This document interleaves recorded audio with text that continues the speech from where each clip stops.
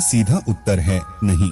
इनमें से कुछ ऐसे भी होते हैं जिनकी आत्मा सदियों तक पृथ्वी लोक में ही रह जाती है। इसका कारण है कि उनकी अकाल मृत्यु हो जाती है। आपने कई बार देखा होगा कि आए दिन लोग सड़क दुर्घटना या फिर किसी आपदा का शिकार हो जाते हैं और अपनी जान गंवा बैठते हैं। ऐसी मौतों को धर्मशास्त्रों में अकाल मृत्यु कहा गया है। अकाल मृत्यु वह स्थिति है जब शरीर तो नष्ट हो जाता है लेकिन आत्मा संसार में ही बनी रह जाती है। लेकिन सवाल यह उठता है कि आखिर ऐसा क्यों होता है? अकाल मृत्यु के पीछे क्या कारण होता है और उसके बाद आत्मा का क्या होता है?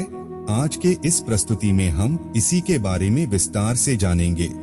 इस प्रस्तुति में हम जानेंगे कि अकाल मृत्यु क्यों होती है, अकाल मृत्यु के बाद उस आत्मा का क्या होता है, अकाल मृत्यु कैसे होती है, अकाल मृत्यु से बचने का मंत्र क्या है, आत्महत्या को पाप क्यों माना गया है। इसीलिए इस वीडियो को पूरा देखें। देर न करते हुए आज के प्रस्तुति की शुरुआत करते हैं। नमस्कार दर्शकों, एक बार फिर से आपका हमारे YouTube चैनल माया लोक में स्वागत है। मित्रों, साधारण मृत्यु के बारे में तो हम सभी जानते हैं और समझते हैं, लेकिन अकाल मृत्यु का विषय ऐसा है कि इसके बारे में कई बातें कही जाती है। गरुड़ पुराण के 7वें अध्याय में पक्षीराज गरुड़ के पूछने पर भगवान विष्णु कहते हैं कि अगर कोई प्राणी भूख से तड़प कर मर जाता है या किसी हिंसक जानवर द्वारा मृत्यु हो जाती है या फिर किसी जहरीला पदार्थ सेवन करने से या फिर पानी में डूबने से किसी मनुष्य की मौत हो जाती है तो ऐसे मनुष्य को अकाल मृत्यु के श्रेणी में रखा जाता है। फिर पक्षीराज गरुड़ पूछते हैं कि हे नारायण, अकाल मृत्यु क्यों होती है? कृपया मुझे विस्तार से बताइए। तब भगवान विष्णु कहते हैं कि हे पक्षीराज, अकाल मृत्यु किसी भी कारण से हो सकती है, फिर चाहे वह किसी रोग के कारण हो या दुर्घटना के कारण। ऐसे में मनुष्य अक्सर यही सोचता है कि काश ये उनके साथ नहीं हुआ होता तो शायद उनकी मृत्यु नहीं होती, परंतु अकाल मृत्यु का कारण अनेक जन्मों में किए गए दुष्कर्म को बताया गया है। फिर गरुड़ देव पूछते हैं कि हे भगवान, जब वेदों में मनुष्य की उम्र 100 साल निश्चित की गई है तो उनकी अकाल मृत्यु क्यों हो जाती है? इस सवाल के उत्तर में श्रीहरि बताते हैं कि यह सच है, वेदों में मनुष्य की उम्र 100 साल निर्धारित की गई है, परंतु इसमें दुष्कर्म को नहीं मिलाया गया है। यानी हर इंसान की मृत्यु तभी होती है जब उसके पास धर्म कार्यों के लिए शक्ति नहीं होती है या फिर उसका शरीर उसे धर्म कार्य करने की इजाजत नहीं देता। इसके अलावा जब कोई इंसान अपनी इच्छा से धर्म कार्यों को त्याग देता है तो पृथ्वी पर उसके जीवन की अवधि कम होती जाती है। देखा जाए तो हर इंसान का कर्म ही उसका धर्म होता है। मनुष्य की मृत्यु कब होती है? जब उसके पास अपने इन कर्मों को निभाने की शक्तियां नहीं होती। इंसान की उम्र भले ही 100 साल हो, लेकिन अपने कर्मों के जरिए वह अपनी उम्र को खुद ही नष्ट करता चला जाता है। वेदों का ज्ञान न होने से मनुष्य जान ही नहीं पाता कि वह कब कुकर्म करता जाता है। इसलिए हर मनुष्य को धर्म और अधर्म के बारे में अवश्य जानना चाहिए।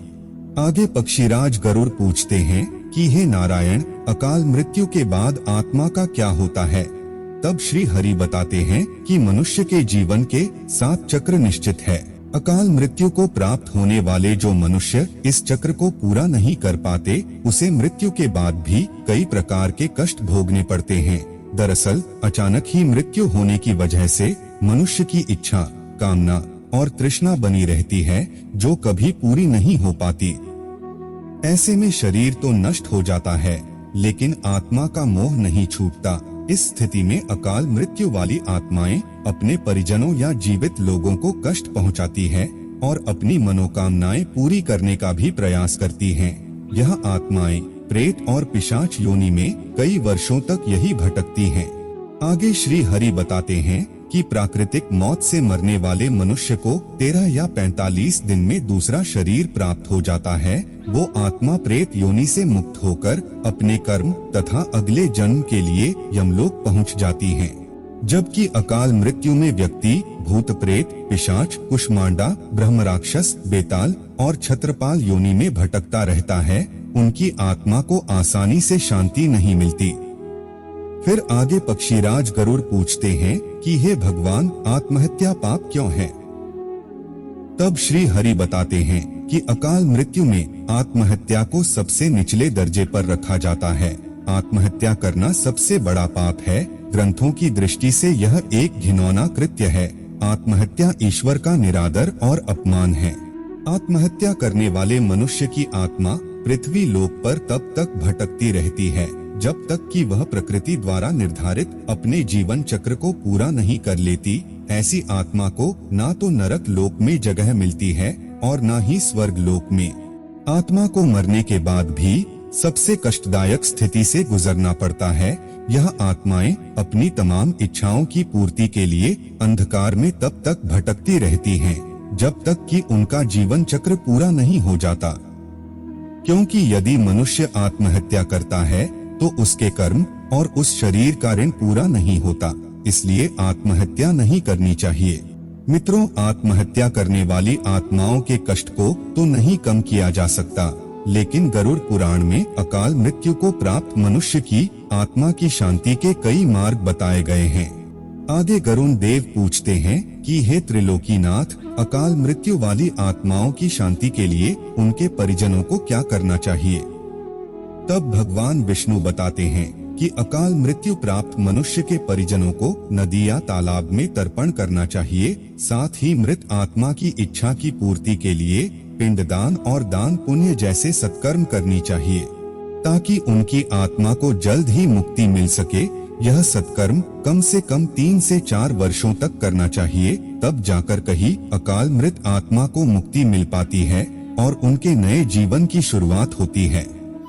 मित्रों, अकाल मृत्यु से बचने के लिए हमें अच्छे कर्म करने चाहिए और दान पुण्य एवं भगवान की प्रार्थना करनी चाहिए, क्योंकि प्रार्थना में भाग्य को बदल देने की शक्ति होती है।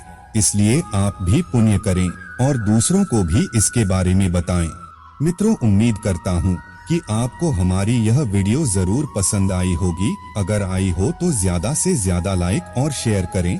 अगर आपने अभी तक हमारे चैनल को सब्सक्राइब नहीं किया है तो जरूर करिए, और अगर सब्सक्राइब कर लिया है तो आपका बहुत बहुत शुक्रिया।